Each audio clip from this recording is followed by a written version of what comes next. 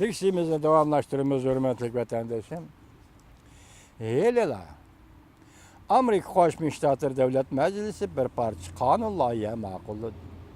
Jungoning ajallik yeriga yana bir mush soldi. Mavzuli xabar 10 ayning 13 kun Vanvet orbitida e'lon qilindi. Xabar bundoq boshladi.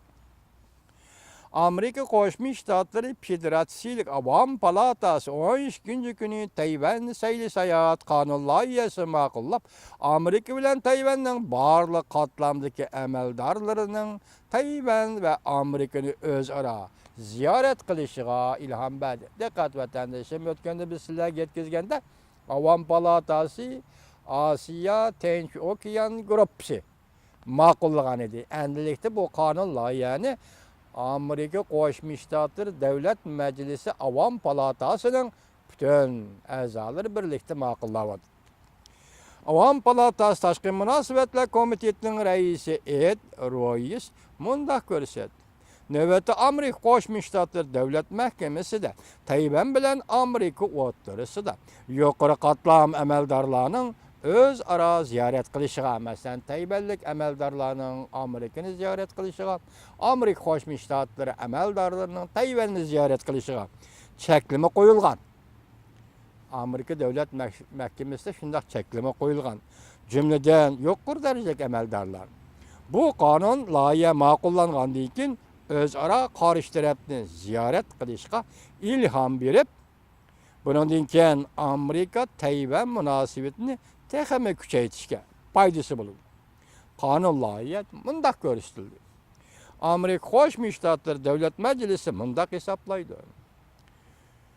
Tayvan munosabatida qonun yo'l qo'yilgandan beri Amerika Tayvan amaldorlarining Amerikani ziyorat qilishiga cheklama qo'yilganlikdan Amerika Tayvan o'rtasida o'zaro aloqa qilishish kam bo'ldi.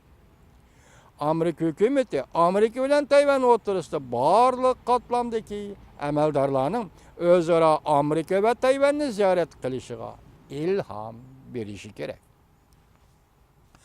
Amerika Qo'shma Shtatlari ayni chog'i Tayvan bilan bo'lgan diplomatik munosabatni to'xtatgandan keyin Tayvanning prezidenti, Tayvanning muavin prezidenti, Ma'muriy palata boshlig'i, Tashqi ishlar ministri va Davlat mudofaa ministri hozirgacha Washingtonni ziyorat qilishga amalsiz qolgan edi. Diqqat vatandoshim, qonun loyihasida eg'iz qilingan bu ismlar darajalarga davlat rahbarlik darajalarining prezident, muavin prezidentlarni eg'iz qilishiga diqqat qiling vatandoshim. Tayvan sayli sayohat qonuni bu yil 1-oyda Avom palata a'zosi Shapot va Royslar tarafidan, Roys efendiler tarafidan o'rtaq o'ttiraga qo'yilgan. Avom palatasi Tashqi munosabatlar komitetining Osiyo Tinch okean gruppasining qarshi ovozsiz ma'qullagan.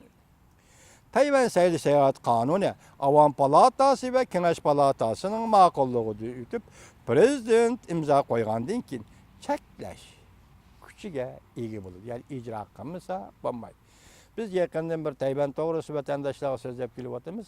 Endi hozir mening keyindan bir qisqacha analiz yurgizaylik, hurmatli vatandoshim.